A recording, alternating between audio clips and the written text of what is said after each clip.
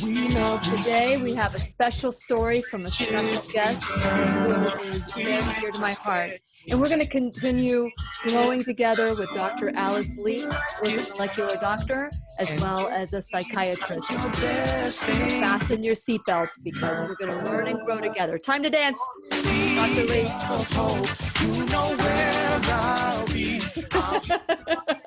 There you go. That's how you do it. Right here, and when you need a friend, you can count on me. I'll be right here. And the new pens are in. Right here, waiting for you.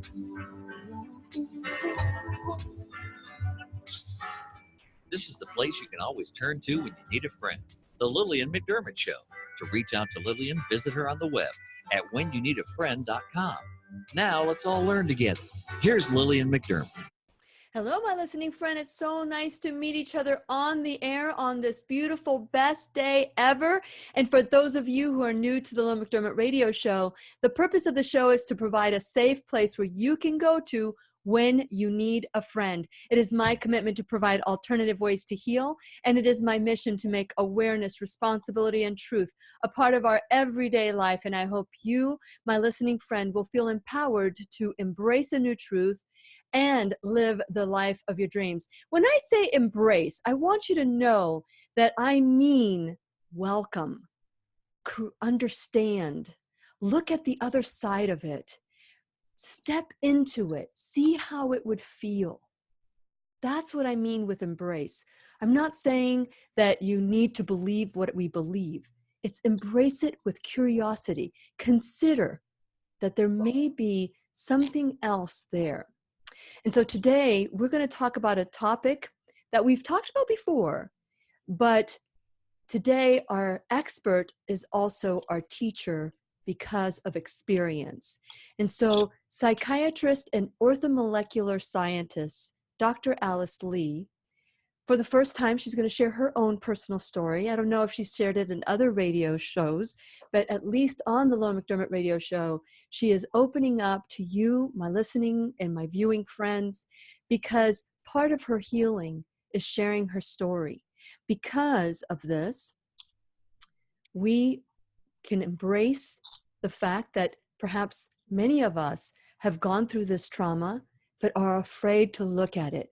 And she is willing to step in as a leader, as a teacher, facilitator, as someone who helps her patients get off of drugs and embrace their truth, whatever happened. And when I say embrace again, I mean look at it with curiosity. And so Dr. Alice Lee, as I said, she's a holistic integrative psychiatrist who practices in Maryland. She combines nutritional medicine, which is orthomolecular, and she also uses energy medicine, which she's been on the show before to talk about energy medicine. And you can listen to her at whenyouneedafriend.com. Go to the past shows and check out Dr. Alice Lee. And so she also integrates treatment for mental health conditions. And since it is our sole purpose in life to give and receive love and knowledge, I'm so grateful that Dr. Alice Lee is here on the Lillian McDermott Radio Show to share her story and help us heal along with her. Thank you, Dr. Lee, for being on the Lillian McDermott Radio Show. Thank you so much, Lily, for having me. I really appreciate this opportunity. Well, this is a big step for you, my dear friend. And I am just so grateful for your trust, and I'm grateful that you are open to share your story. But before we go into the story, I would love for you to share a little bit about your background and what led you to embracing orthomolecular psychiatry. Well, there's two levels. I think the first is my own personal journey of healing. Mm-hmm.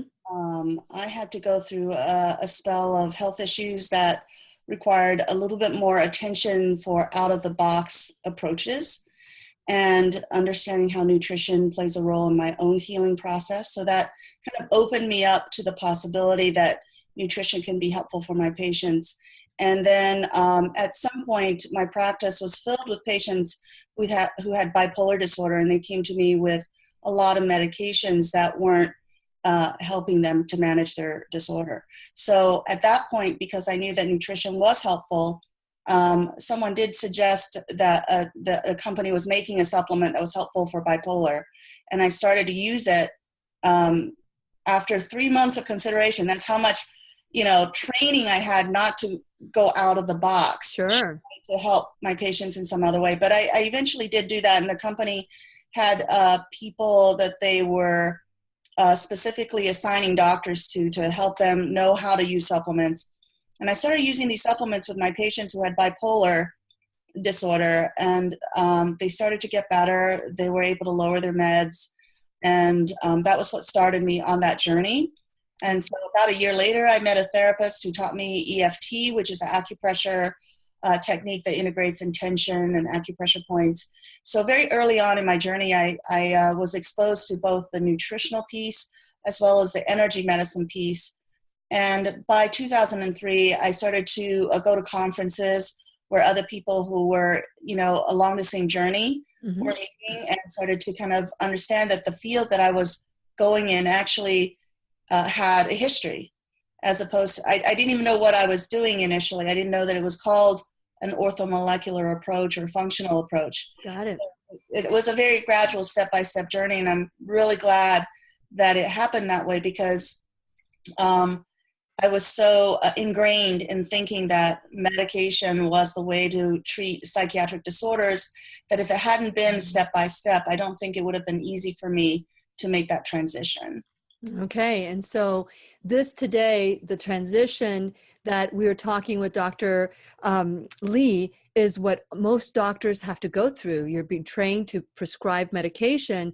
And when you think about another mean, you can also get in a lot of trouble, which I know that many doctors are afraid of that. But we're going to continue our conversation with Dr. Alice Lee when we return worldwide at whenyouneedafriend.com. We'll be right here waiting for you. So Dr. Alice Lee, so when we come back from the break, you can share your story of abuse. And but here's the thing, with EFT, you mentioned EFT, and I wanted to touch in what I had mentioned, that I interviewed Teal Swan on Monday or Tuesday, and she was talking about how most psychiatrists, most psychotherapists have you disassociate yourself from the pain. And she says that leads to PTSD, that she believes that because of her trauma and what she's learned and how to deal with her trauma, to go to the pain and kind of reinvent the story. So she said that when she was alone in a hole, bound, she could go back to that feeling of being being controlled and other things that might trigger her. And then she can bring herself to that place and then bring characters in to help her get out of that hole in her mind. Like bring what was missing to that moment. Have you ever heard of such a thing? I think that that's a really good way to do it. It depends on the severity of the abuse, because it sounds like with ritual abuse, there's a certain dissociation that can go very deep. And so I think that ritual abuse sometimes causes different parts of you to split off, actually, and causes this, you call it a dissociative identity disorder. And she had multiple, having these characters actually would be a good paradigm for her healing. I think you can do it through either therapy, which with therapy, you can talk about it, but in order for it to heal, you actually have to come to a place of forgiveness and release and being able to transform, where that trauma no longer becomes painful for you. Okay, so here we go. You ready to share? You can count on me. I'll be right here waiting for you. Here we go. You can text Lillian McDermott or leave her a voicemail at 407-373-5959. Once again, here's Lillian. Welcome back to the Lillian McDermott Radio Show, where you can hear us worldwide at whenyouneedafriend.com. I'm your host, Lillian McDermott, and it is my goal that we all learn from one another. And today's teacher is Dr. Alice Lee. She's an MD psychiatrist who integrates orthomolecular medicine or science into her practice. And she truly believes that nutritional medicine or nutritional science, supplements can help heal the wounded brain, the wounded heart, the wounded condition of humanity. And so today, as a teacher that she's been on the show in the past, she's also going to share her story of abuse and what happened to her in her life. And I want to acknowledge you, Dr. Lee, because when we get to that level where you're a medical doctor, you get to that point where we are trained to treat you like gods. That whatever you have to say is like the final word. But today you get to be a teacher in a different way. So share a little bit about your background. Now, this is your personal background, not your intellectual background, your experience as a child. Well, I think with regard to the topic of sexual abuse, what I wanted to share is that it's prevalent, and it doesn't respect, people based upon, backgrounds or financial, societal status or anything, or even cultural differences. It's prevalent everywhere. And in my situation, the abuse that I experienced was from my father. And it was, it started when I was 13. The most vivid memory that I had was when I went up to him, and I was kind of excited about the fact that my period had started. Mm-hmm. And I said, look, I was just sharing that news with him, and he said to me, now I can show you how grown-ups kiss. And he just came up to me and French kissed me and stuck his tongue in my mouth, and I was so shocked. And now, had he ever done that before? No. Had he ever touched you inappropriately before? No. That you did anybody else? No. Okay, so all of a sudden, out of the blue, he's kissing you. Well, yeah, and then so I said yuck, and I wiped his spit from my mouth. And I had to repress that, because I lived in a house where, the parents are gods, and they tell you what to do, and they controlled my life and everything about it. So I couldn't really, make it a big issue at that point. But it was very, very wounding for me psychologically. I actually kind of saw him differently after that.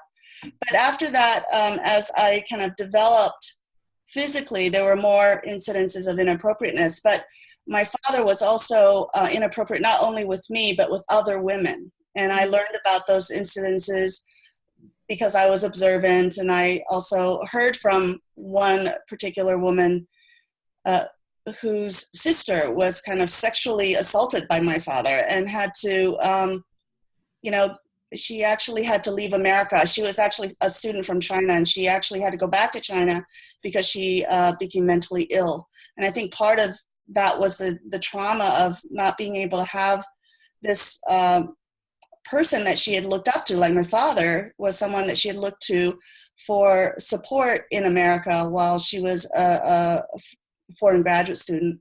And my father abused that in her life. So my father did a lot of different things. My mother also colluded with that, because she never did anything to, make me safe or feel I could talk to her or anything. In fact, she was rather competitive with me. She felt a little threatened in terms of how much attention, perhaps, that she thought my father was giving me. So this actually, I lived with my parents up until I finished college, because they wanted me to stay home and go to college at the University of Utah. And so I actually had inappropriate sexual kind of advances from my father all the way through up until through the end of college. And then And then I moved out of the house to the Medical Towers, where I went to med school at the University of Utah. And so then I was able to get away from all of that. The very first time that I became an intern at the University of Maryland, and I was independent financially from my parents, I was able to earn money. I wrote a letter to my mother, telling her about the abuse. I was just starting my own therapy at that time, and I told her about it, and she shared that letter with my father. And so we tried to sit down and talk about it. And what happened was we sat down, and my mother said, your father denies everything. Mm-hmm. And I looked at my father, and he looked at me, and his response was, I forgot. So he didn't really deny anything. He just said, I forgot. And so my mother looks at me like, what else needs to be said? Like, who cares? Like, let's just kind of forget about it and move on. So that approach of trying to make things right by talking with him about it fell flat on its face. Yes. And in fact, eventually, because of their continued lack of willingness to, look at things honestly, I stopped talking to my parents for about 10 years. Wow. And then just this year, my mother wrote a letter to me by hand asking me to come back for Christmas. And I said, initially I was kind of shocked that they would be willing to kind of offer this kind of olive branch. Then I wrote to them, nothing has resolved, over these issues that you have denied ever happened. And I feel that we need to discuss it before I feel comfortable going back home for Christmas, because it's always there, the elephant in the room. Sure. My father wrote a letter after her, basically saying that he had forgotten everything. And if there was anything wrong at all that he had done, then I should remind him of them. So I thought, well, he actually said he apologized, but he didn't apologize for anything. He just said, I'm sorry, but I don't remember anything.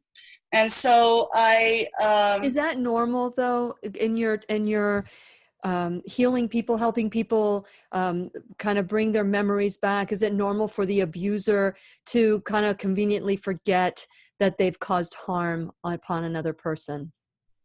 I think that that's what they would like to believe, but it's there because my father not only did this to me, but he did it to many women. And he still continued, from what I heard, to be inappropriate with even some of the people I know. And that's how I hear about it. Sure.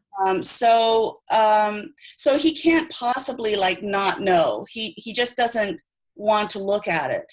So I wrote him a letter back, and and explained things very clearly to him, what happened, that he can't possibly forget everything because that's his whole behavioral. That's called dementia, right? That's called dementia.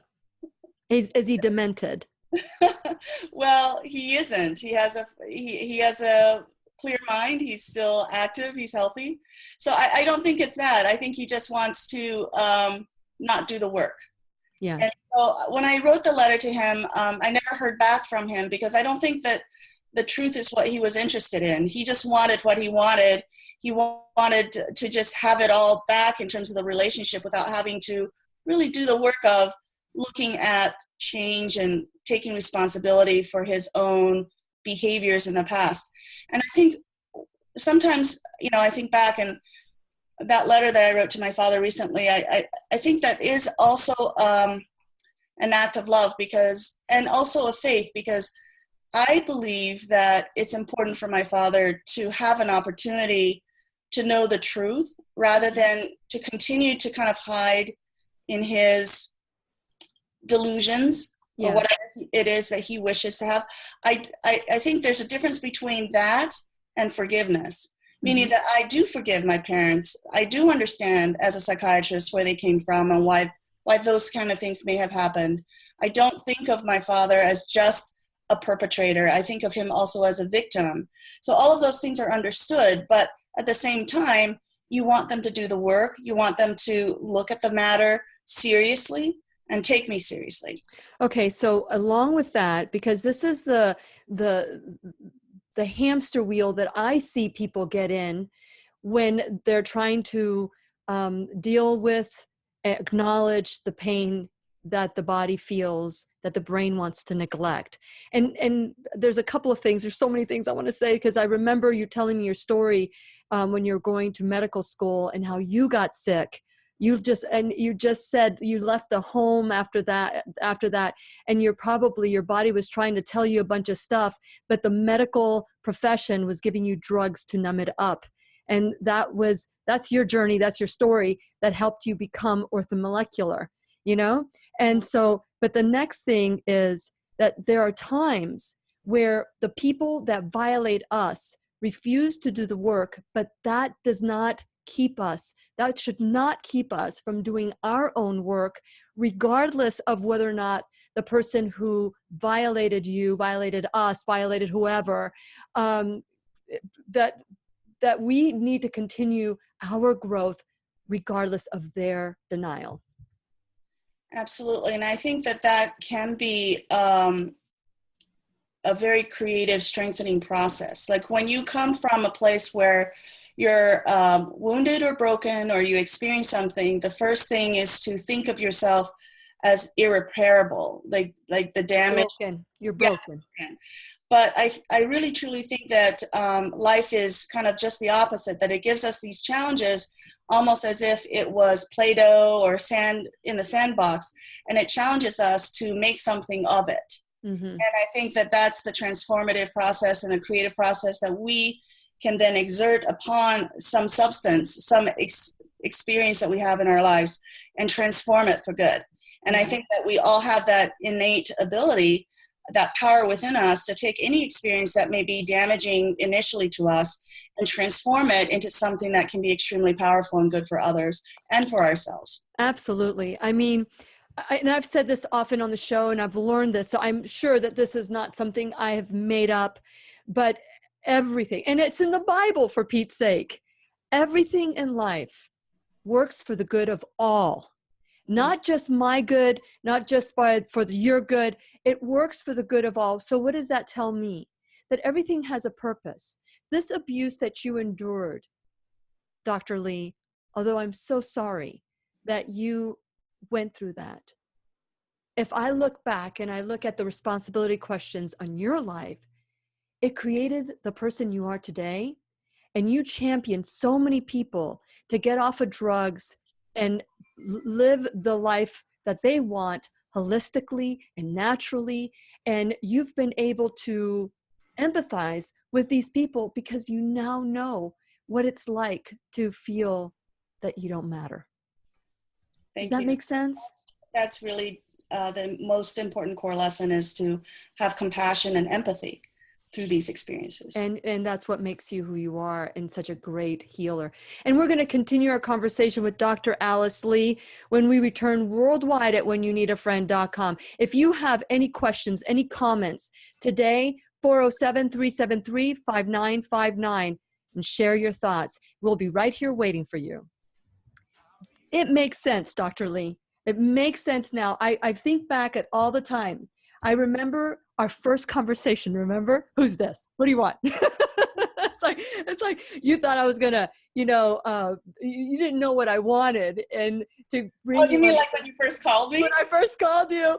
What did I say? I don't remember. Well, you were very skeptical. It's like someone who wants to talk to me about using supplements as treating, because you had dealt with so much problems with the issue in Maryland where they wanted to shut you down. Yeah. And so and every time we've had a conversation, and today I'm telling you, I am just so grateful for this conversation, because it helps me put all the things that kind of were out of place in our conversations. Not that they were wrong, but they just didn't fit in.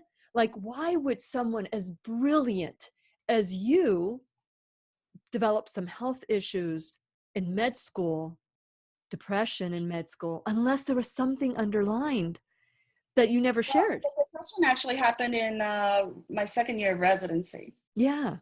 You were away from that, right? You're away from your Yes, home. it was away from that. And I think that time, there was a lot of other issues because it was a year after my daughter was born. And so I had a lot of, like very little sleep. There were some other issues because I actually wanted to be a writer and my parents didn't want that. So by the time I was like a second-year resident, I just was tired of psychiatry. I wanted to do something else. You wanted to do what your body was telling your spirit wanted, right?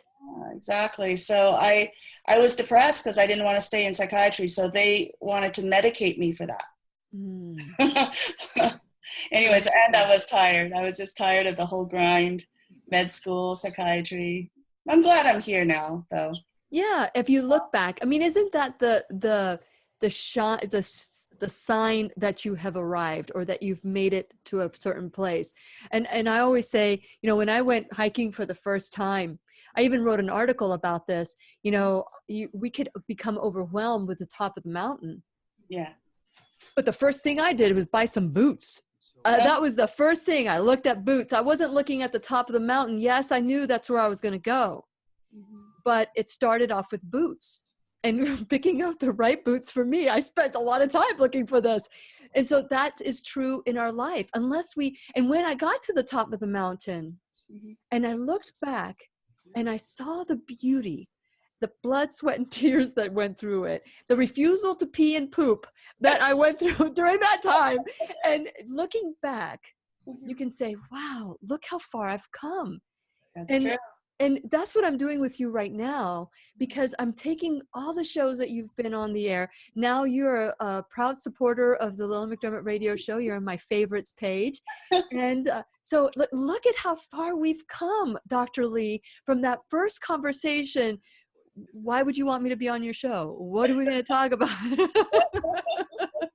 Yeah, like, who is this person? Yeah. How much do you want me to pay you? What? But whatever, it's a love offering. but here's the thing. All the stuff, all the shame, all the pain, all the crap, the denial from your family, and look at it today. Sit with it as a responsible person. How do you feel right now as you think about, I wrote to my parents, I wanted to reconcile, but I want to do it in my terms, not what they're telling me to do? It just feels like the whole journey was an opportunity that led to a lot of growth. I just appreciate it all. Yeah, definitely. And can you say that now you can truly heal because you're at that place of gratitude? Yeah, and that's how. Here we go. Just absolutely. I don't know if you can hear me. Love you. You can text Lillian McDermott or leave her a voicemail at 407-373-5959. Once again, here's Lillian. Welcome back to the Lillian McDermott radio show, where we always learn from one another. You can hear us worldwide, and I'm serious. We have listeners around the world. I am so thrilled that something that started 7 years ago has built momentum. And it is teachers like Dr. Alice Lee who have come on the show that has made this hour my classroom. I don't know about if it's your classroom, but it certainly is my classroom. And I want to encourage you to continue the conversation after this hour at whenyouneedafriend.com. Whenyouneedafriend.com is a place where you can go to when you need a friend and when you want judgment-free access to your subconscious, to your life, to everything that you are. If you're having a problem where you feel victimized, or if you're having a problem where you feel that there's no hope, go to whenyouneedafriend.com. Let's have that conversation together. Dr. Alice Lee is sharing today her abuse, her experience. And, I talk about the 100% responsibility questions. And maybe we can do an exercise, Dr. Lee, off the air, where we go through these 100% responsibility question about your sexual abuse. And when we get to that fourth question, how freeing we are to know that we would choose our experience again if it meant the outcome that we have today. It's not what happens to us. It's what we do with what happens. And so I want to encourage you to go to whenyouneedafriend.com, become a subscriber. And when you become a subscriber, this show will be sent to you on your phones, your smartphones, and your tablets. You also get some free gifts. So go to whenyouneedafriend.com, play around there, and make sure that when you're there, check out my favorites. Dr. Alice Lee is under my favorites. So if you want to have a conversation, she can help you via Skype because she doesn't prescribe the medication that she wants to get you off the medication if possible. And so she can work with you via Skype. She can work with you in Maryland where she's at.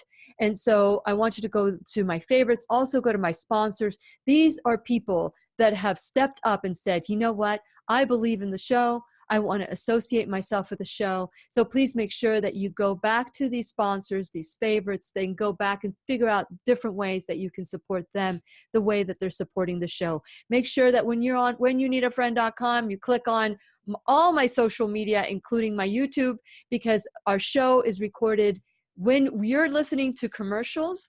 We're also talking too. And those commercials are our sponsors. They're so important. But off the air, you can go back and click on YouTube, become a subscriber there, and listen to the off-the-air conversations that are a little bit more intimate sometimes because there's certain things we cannot say on the air.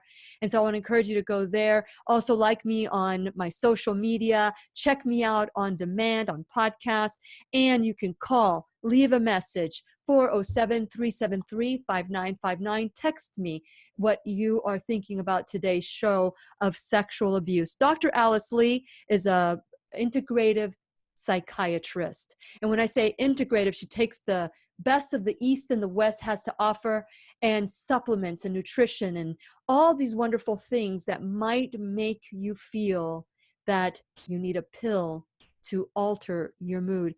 And it's interesting you said, Dr. Lee, thank you so much for sharing your story. Now it's time to move forward and heal from this story.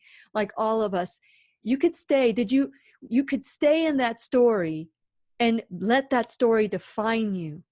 But your spirit was strong enough. Your spirit knew, that voice inside your head knew that this was something that was going to create this defining moment to create the butterfly that you've become. I think you're a little bit complimentary there.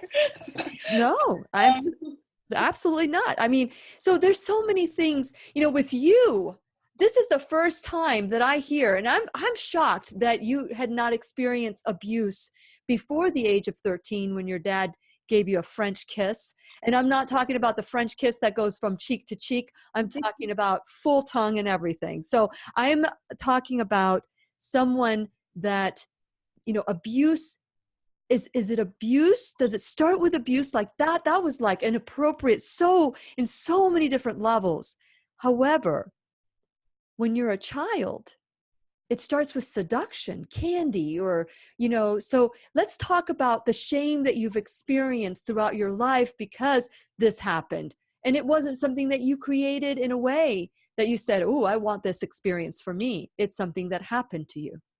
Which is really ironic that sexual abuse should end up being the victim's issue with shame, right? That's right. How does that happen? How does that even occur? But I do think that to address the first issue about the home environment, I would say that the sexual abuse happened within a context of a narcissism with my parents. It's much more, it's not an expression of sexual I don't think sexual abuse was a central core problem. The central core problem, I think, within my family dysfunction is narcissism, which means, by definition, that I was considered an extension of them. I wasn't really seen as an individual person with my own individual needs or anything like that. It was just, they wanted my life to be the perfect life that they wanted to live. Uh-huh. And they thought that everything that they did for me was to forward me towards that state of perfect, existence that they imagine, but they can only imagine it for themselves. And so anything that I wanted contrary to what they wanted was not considered worthy of consideration. So that narcissism and the need to control another person's life, basically control them at all levels, whether it's emotional or mental or physical, kind of comes out in lots of different ways. Sure. In my family, it came out in sexual ways. It came out in the way they controlled my career. It controlled how I was to speak or not to speak in the home. And anything that I wanted to do had to go through their little control filter. Mm-hmm. So that started initially, of course, as a child with severe punishments for little infractions that I would do, both for me and for my brother. And so we were trained from a very early age to never question my parents. And my parents being Chinese and everything, that's probably how they were raised. Yeah. And so it's we never cultural. even questioned them. By the time that we were adolescents, I think it was very hard for us to even talk back to my parents. Sure. Because you've already kind of been groomed to basically think of yourself as this quiet, obedient child of your parents. And your role is to please them Mm-hmm. for whatever they wanted you to do. And so that included academic excellence. I of course, I was supposed to do things that made them proud. And I was not allowed to have friends that I wanted to have unless they approved of them. Mm. So it's just, that's the family setting. In terms of how this kind of abuse affected me, of course, just like anybody else, it created shame. It also created a sense of distance between my self-image and my body image, meaning that there was a lot of ambivalence about how I looked. On the one hand, of course, as a natural teenager, I wanted to look good. Mm-hmm. On the other hand, I was conflicted about it because I had this kind of childlike belief that if I looked good, that perhaps I would get too much attention from my father. Mm. So I think that I was always oscillating between the two.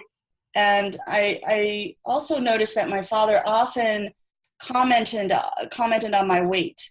He had a very keen eye on how I looked physically, and that made me also very uncomfortable. So I think I hid behind extra weight, and I also always needed to have this idea in my head that I was ugly, so that I could then defend myself from the idea that somehow he might be attracted to me. But then it kind of goes on. So we had discussed this. This is something that I've learned through the teachers on my show and also a certified life coach. And I'm sure you know this study as well. But the study is found in the National Library of Medicine, National Institute of Health, that the majority of the studies show that people who have binge eating disorders, that are morbidly obese, 87% of them have been sexually inappropriately, there has been sexual molestation, abuse of some sort. So getting to that core value, getting to that core, that deep rooted core, that 87%, that doesn't mean that everybody who's morbidly obese has been sexually abused, but 87% of them wrote yes, that they had. And so that's an amazing statistic. Knowing that, can people just go deep into themselves and say, how can I heal from the sexual abuse and work outside, work outwards? Is that something that you've been able to utilize as well, Dr. Lee? Yeah, I think it goes down to healing one's relationship with one's body and claiming that body back as your own body and not somebody else's object for them to manipulate. So. Okay, and so we're going to continue this conversation about sexual abuse and with Dr. Lee and her techniques as a psychiatrist as well when we return worldwide at whenyouneedafriend.com. We'll be right here waiting for you. This is sometimes very difficult to go from one transition to the other, going from such a deep and profound awareness. And every single person that I've coached, every single person that I've shared this statistic with that is morbidly obese or that has dealt with weight issues, not just weight issues, self-esteem, there's that detachment of the spirit. Many of them, I would say the majority of them have said, yes, that statistic is true for me too. Yeah. Knowing that and acknowledging that, how long did it take for you, Dr. Lee, to say these problems are coming from that moment that I was kissed by my father? And it goes beyond that. I mean, you talk about a story of that your voice didn't matter. That's why I do this show, because my voice didn't matter either. Yeah. So what was the question? How much of my life was? Yeah. How much, when you think about your self-esteem and your body issues and the fact that you thought you were ugly and all these things, when you figured out that it was because of the sexual abuse, did that give you the freedom to start healing? Or did you deny it? Did you suppress it even more? How did that come about? Where did you go from being victim to saying, I really need to do something about this? I think that there's two things going on. I mean, I've always kind of, projected it outwards. Let's say. That's why you became That's why you became a therapist? Could it be because you're trying to help others? So I was trying to help others and projecting it outwards, but you can't help other people heal unless you heal also. And I think that was the path that took me ultimately to healing, is by trying to help others. That eventually the insights that I was trying to help others with started to kind of help me in the same process. So I would say that I chose to go into psychiatry because of a subconscious need to heal myself. But I was projecting it onto others, saying, oh, I want to be a healer, I want to help other people, when it was me that I was helping. I was suffering. I was projecting that understanding or empathy onto others, and then thinking, oh, poor this person or that person. But it's the poor me that I was also healing in the same process. So the responsibility questions, when I send people to answer, and this could be the answer to just about anything, and we got 30 seconds, but when you go to the responsibility, have you gone to my responsibility page, Dr. Lee? Yeah, it's in my 100%. If you go to whenyouneedafriend.com. I do agree that, at this point, I've come to a point of acceptance, and I would actually go through the whole thing. Yeah. For all the things that I benefit from. Isn't it amazing? And was your child, your little girl, has she been abused? Because you were abused, he wasn't abused. I'll be right here waiting for you. You can text Lillian McDermott or leave her a voicemail at 407-373-5959. Once again, here's Lillian. Welcome back to the Lillian McDermott Radio Show, where we always learn and grow with one another. Today's teacher is Dr. Alice Lee. I don't know if I've given you her website address. You could also find her at whenyouneedafriend.com under My Favorites, because she is one of my favorites. And if you go to holisticspsychiatrist.com, that's holisticspsychiatrist.com. If you want to learn a new truth about healing, and eliminate, like one thing that I just want to bring it back, Dr. Lee, something you said, that when you started listening to your body and learning what you really, truly wanted, they were giving you medications to stop it. These medications are so good about numbing pain that it will numb everything about you. It will cause a lot of other side effects. And I'm not saying don't take the pill. I'm not saying that. Please, if you're hearing me say that, please know that what I'm saying is there are other things that you can do as well that could lead you to that true healing and acceptance of your past and taking away the anger, the bitterness, the shame. So Dr. Lee, as we were talking in the end, all I kept hearing you say is you wanted to heal the world, but by healing yourself, you accomplished the same thing. Well, that was my initial intent, is to be compassionate and helpful to others without really understanding where that compassion and desire came from. And then as I was going along trying to help others in my journey, I think I grew out of my own pain, just because I had to have tools that that ended up healing me in the process. So I was very lucky in that way, but I don't think that I was innately a healer type. I mean, if I didn't have these kind of experiences, I don't think that I would be interested in spending a lot of time sitting with other people who have very similar issues, because there wouldn't be that empathy or compassion or interest.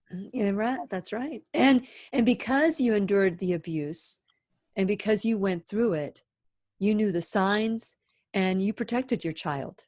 You were able to protect it. And I don't know about you, but if I had to choose between me being sexually abused or my child being sexually abused, I would take it 100% of the time, just like you. Right. I think that the way you can prevent the abuse from moving forward to the next generation is to face the abuse within your own life, to experience the pain, to work through it and to heal from it, and come to a place where you can transform it into an empowering experience for you rather than a damaging experience. Yeah. To also to be able to release it. What I would call forgiveness is merely just be able to release it through one's own empowerment or one's own understanding of that situation, perhaps even better understanding, compassion for those who perpetrated it in your life. When you ignore it, when you push it away, when you do things to deny it or even collude with the perpetrator by thinking that somehow you empower yourself by justifying that abuse, that's when you're putting yourself at risk of imitating them or allowing that abuse to move forward into the next generation. Which is not to say I didn't make bad mistakes in terms of my choice of a marriage partner. Sure. But I think that as I was growing, I was able to see that how my choice of my partner was affected by my own, role models growing up. Sure. So that did have an impact that was negative on my children, but that also offered me opportunities to not only protect them from that, but also to work through any remnants and remaining issues that I had with those issues in my own marriage. So, when we first started and you and I were talking off the air right before we got started on the show was going to be a little bit more clinical, wasn't it? It was going to be more, these are the things to look at. These are the, a typical clinical sexual abuse, but it hasn't been that, has it? It's been really, truly your journey and how you've been able to heal. Everybody's on their own yellow brick road. And Dr. Lee's story is very unique to her, but at the same time, we can all share in that journey because we've all taken that step too. And I'm so grateful to you, Dr. Lee, for sharing that. Now, this is what I want to go back to, is the shame. How do you get rid of the shame? How do you deal with the shame? How do you shed the shame? That is a really big issue of shame, to take on the abuse and blame it upon yourself for some reason, to devalue your body because somebody else has devalued it, someone that you had trusted or looked up to. And I think the way I try to overcome the shame is to always try to be perfect or better or shine in whatever way to excel. And I think that's one way in which a lot of people deal with shame, is to try to just wow people, right? But I think another way of overcoming shame ultimately is acceptance, and acceptance of one's vulnerabilities, acceptance of one's imperfections, and coming to a place where you understand that you belong to the human race where everybody else has suffered, and allow that experience to help you to feel connected to other people at a very deep human level. Mm-hmm.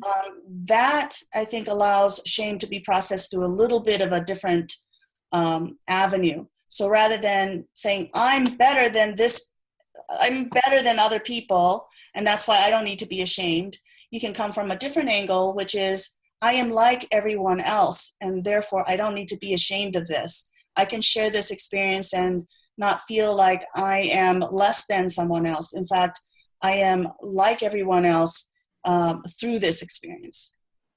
Beautiful. And so let's go, because I would love to answer the 4 responsibility questions as a non-victim, as you are today, a responsible human being. So the first question of taking responsibility is, how did I create it? How did I create it? And this is an answer that requires no blame, fault, shame, or duty. It's no different than 2 + 2 = 4. And I can help if the answer to that for me to help the process go forward is, you were born into the family. That was it. When you asked that, the immediate response that I had is that I can only answer that from a spiritual perspective.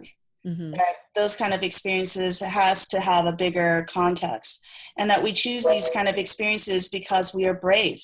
We come into the world and we want to have these experiences to advance certain causes and goals and purposes, that our lives do have purpose and goals and things that we want to accomplish. And we can't accomplish that unless we have experiences that help us to focus on those issues. There's nothing better to help us focus on those issues than someone poking you in that direction and pain. So that's a little bit of what I think of when you ask that question. And what are the gifts and lessons? Now that you know how you created it, what are the gifts and lessons? Look at how successful you are. Infinite. Yeah, infinite. So many gifts and lessons from this, and that's why I, looking back on it, I had told you, Lily, that I would go through my life again to experience these experiences, because through them, I feel my ability to help others has really deepened, and also my ability to think and appreciate all sorts of aspects of life has been deepened and enriched by it. So very good. And then number 3, which is what's going to be different. I'm sure you had a watchful eye over your daughter and made sure that she was protected as well. Right. You always come from that place of wisdom when you've had those experiences. So when you have those experiences, not only can you take that wisdom with you wherever you go, you can protect those you love through that wisdom. And question number 4 is, how are you using this for the greater good? You're doing it today, and you do it always. Thank you so much, Dr. Alice Lee, for being part of the Lillian McDermott radio show. Go to holisticpsychiatrist.com. Dr. Lee, thank you for sharing your wisdom today as a human, not a clinician. I love it. And to you, my listening friend, we all have effects of our past. They can become what makes you a victim or a victor. You choose. This is Lillian McDermott wishing you love, peace, joy, and unexpected abundance. Make it the best day ever. Good job. So as always, time goes so quickly. Thank you for answering the responsibility questions on the show, because most people are afraid to look at their shame. They're afraid to look at their past. And again, I've said this, I think 3 different shows, 3 different times this week. There's been a thread. It's amazing how many times this happens.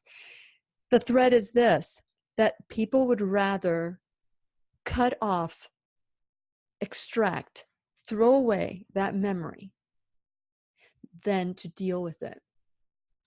Our belief is that if I were to look at it, it's going to be too painful, so I'm not even going to go there.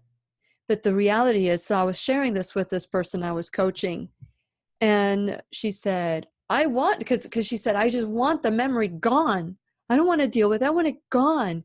And I said, that's dementia. And she goes, well, I want dementia then. And I went, no, you don't. Because if you take away that memory, you'll take away the birth of your children, the life of, the people that you've met, the experiences you've had, and you won't even forget to go to the bathroom and how to eat and feed yourself. That's how serious this is. It is time to face our truth. And actually, Lily, actually what happens for most people is when they have any kind of trauma, there's actually energetic blockage.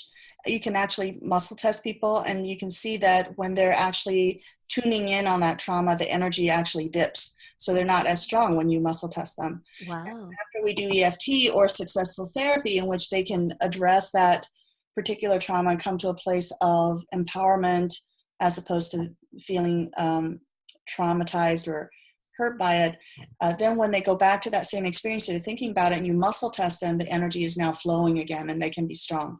So I think that cutting off happens at all different levels, including energetically and vibrationally. Wow. Well, that, Dr. Lee, that sounds like maybe we should do another show now. Now that you have, I get it now. All the things that we've experienced, you and I, in the past, some of the things that you've shared on the show, they have all fallen. The planets have aligned. The planets have aligned. And now we can go back and do the EFT, the emotional freedom. Is it emotional freedom technique, right? Yeah. And the energy work and all the stuff that you love to do.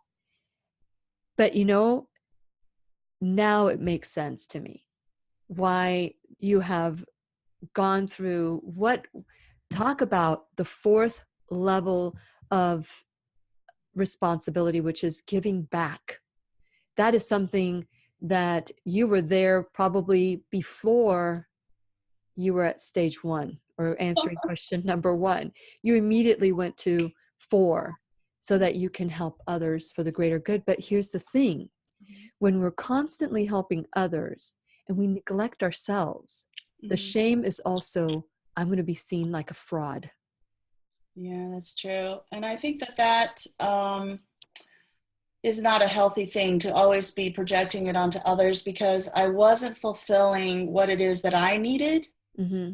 And as I said, all my life I had been trying to please others. And so that kind of sickness was part of the helping others as a service provider. Mm-hmm.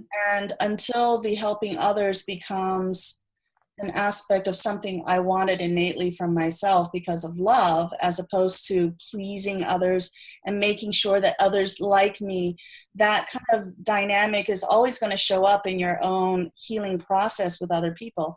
And that's not a healthy way to heal.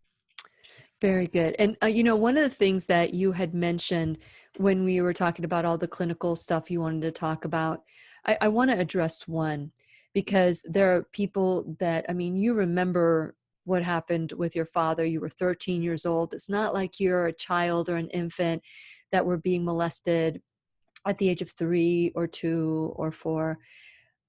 What do you say to people who experience this abuse at an earlier age? Is it different than what you experience, or is everybody different? Yeah, everything.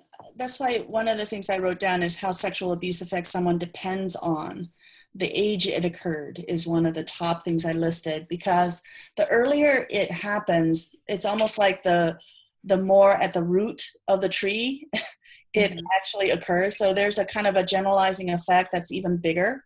Wow. It happens at such an early age.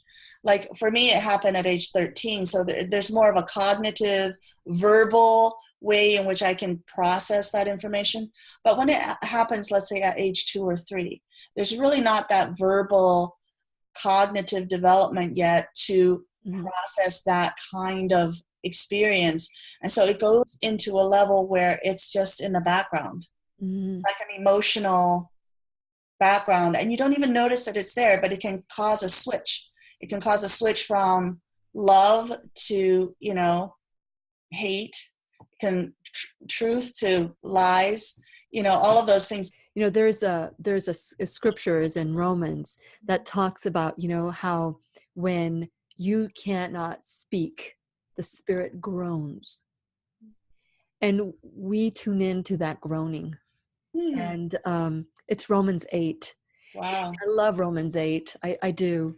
And so, huh? I'm sorry. Romans 8 verse what? Well, just read all of Romans 8. Oh, okay. Oh, I love, it ends with, God works all things out for the good for all who love him. And, but it starts with, I remember opening up one time, I just was so sad. Mhm. I was so sad. Something had happened. Maybe I don't remember what had happened, because that's the beauty of forgiveness and love, and that you remember the feeling, but you don't need to remember what happened. Yeah. Because the moment you recall it, you're reliving it all over again. And so I remember not being able to speak. My spirit felt like it was empty. Mhm. And I take my journal. I love my journal. And I started to write. But before I would write, I just happened to have that. I was studying. I went through Bible study fellowship for 7 years, and we were studying Roman at that time. Mhm. And it was the next chapter that I needed to read. And on there, it talked about the groaning of the Spirit, and that even when we can't speak, the Spirit groans for us. And that's a language that our Creator hears. And so whenever I feel this, I don't know, sadness that I don't understand why this happened, my body stills. And I know because of that, that my spirit is speaking to my Creator. So I allow that stillness in me so that I can reconnect with my spirit. Let it just go. And then when I journal, then I understand what's going on. It's interesting that you journal, because I journal and this friend of mine journals. Mm. So I feel like when there's nobody else that we can communicate with, this idea of journaling becomes very important and central. Yeah. To people's lives, that we do need to have some kind of communication, even if it's on a piece of paper. And I've journaled ever since I was about 12 or 13, and he's also journaled since he was an adolescent. And we have volumes and volumes of journals. I was just thinking about that today. I have boxes of journals. I was journaling, but as soon as I could write, when I was sad, I would write love letters to God.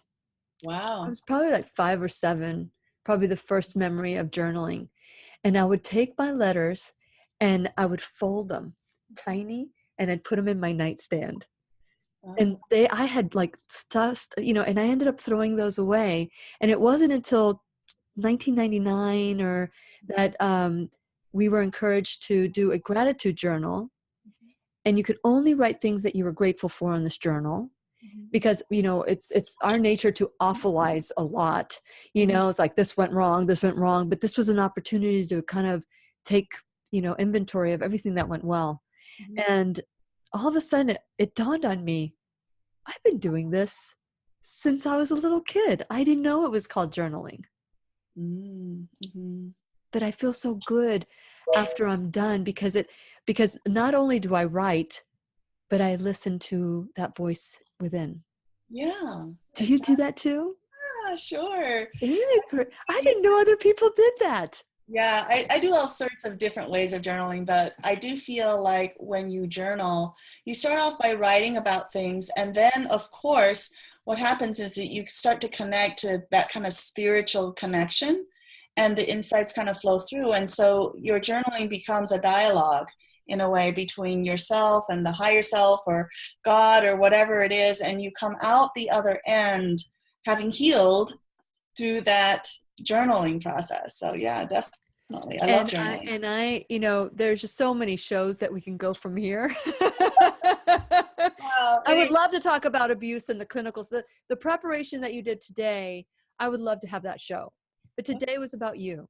This was your coming out party.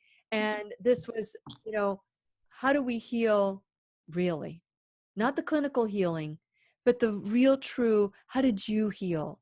Teach us how you, Dr. Alice Lee, has healed from your abuse. And not only that, living with a narcissist or narcissists, and then probably marrying to continue the abuse, marrying another. I don't know. I don't know your ex-husband, but he was probably a continuation of what you were comfortable with in your home. I don't know how that happened, but it happens to But a lot. it does. It does, because of that groaning. We attract people, you know? And so I tell you what, there's more to the story. There's more to talk. And I know that you've got your patients to see, and I am so grateful for this conversation. This was you know what, Dr. Lee? Yeah. It's nice to meet you. It's nice to meet you too. Yes, Yeah. the real Dr. Lee. And so all of us today got to experience Dr. Lee, and I want to encourage you to, no matter what is going on in your life, take out your soul shovel and dig, dig, dig until there's only truth, because that is the start of healing. So thank you, Dr. Lee, for being the teacher today. And I thank you, my viewing friends, for staying with us till the end of the show. And I look forward to our next conversation.